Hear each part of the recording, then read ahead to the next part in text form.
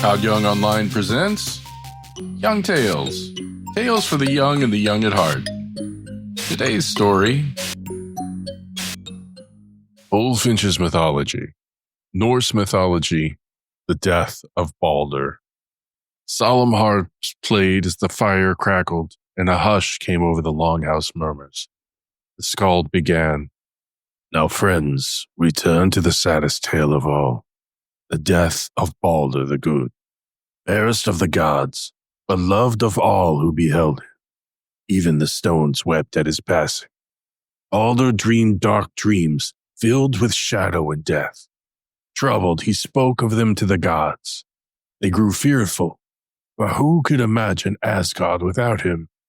Then Frigga, Odin's wife, went forward and extracted oaths from fire and water, from iron and stone, from beasts and birds, from every creeping thing, that none should harm Baldur.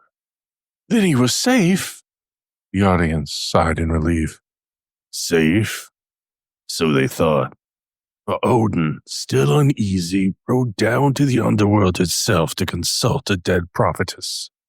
Her words, children, though he spoke them to no one, and soon the gods, forgetting their fear, made a sport of Baldur's invulnerability. They hurled stones, spears, and axes at him, yet all bounced harmless away. They laughed, and Baldur, still smiling, shining like the sun. But Loki watched, his heart black with envy. He could not bear that one should be so loved, so blameless, so untouchable. Loki took the shape of a woman and came to Frigga. Tell me, he asked sweetly, is it true that all things have sworn to spare Baldur? And Frigga, unthinking, replied, all things save one, the mistletoe, too young and weak for an oath. Mistletoe? The audience gasped. Loki cut a sprig of mistletoe and returned to the games. There stood Hodor, Baldur's blind brother, apart and sorrowful, unable to join. Loki said, why do you not honor Baldur as the rest do? Take this twig, I will guide your hand. And Hodor, trusting, cast the mistletoe. It flew swift and straight, struck Baldur, and pierced him through. Ah! The audience gasped. Baldur fell. The gods cried out in horror. Never had Asgard known such grief. They would have seized Loki, but the place was holy, and vengeance was delayed. The hall echoed only with their lamentations. Then Frigga wept and asked, who will ride to hell and beg Hela, queen of the dead, to release my son?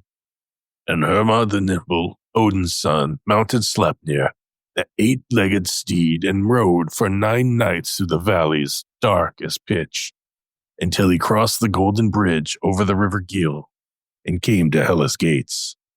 There he found Baldur, seated, pale, but still noble, and begged for his release.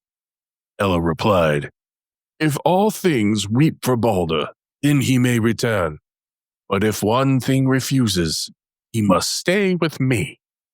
Messengers went forth, and all creation wept. Men and women, beasts and stones, trees and metals, all shed tears for Baldur.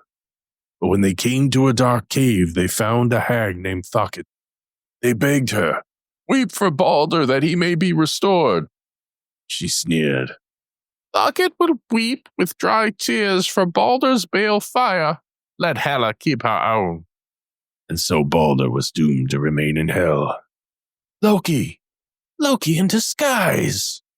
The audience murmured angrily. They bore Baldur's body to the sea, where stood his great ship, Ringham, largest of all vessels.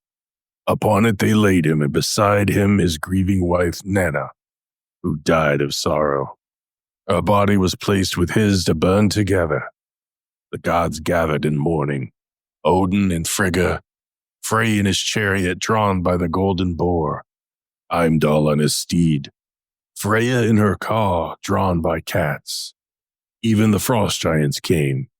Baldur's horse, saddled and adorned, was led to the pyre and burned with him. But the gods did not forget Loki. He fled, building a house on the mountain with 4 doors to watch all ways. He wove a net to hide as a fish, but the gods came with his own net and caught him. Thor seized him by the tail as a salmon, and that is why salmon are narrow there to this day. They bound him with chains, and above him hung a serpent dripping venom in his face. His wife, Siguna, sat by to catch the drops in a bowl. But when she turned aside to empty it, the venom struck him, and he writhed and howled so fiercely that the earth itself shook. Men call that an earthquake. So died Baldur the Good, and so was Loki bound. Yet the gods knew this. Baldur's death was the first shadow of Ragnarok, the beginning of the end. But when he fell, they saw that even the fairest of the gods could not escape fate. And here's where we end for today. Young Tales is produced and narrated by Todd Young from Todd Young Online. If you enjoyed this, please like and subscribe and join us next time for another story.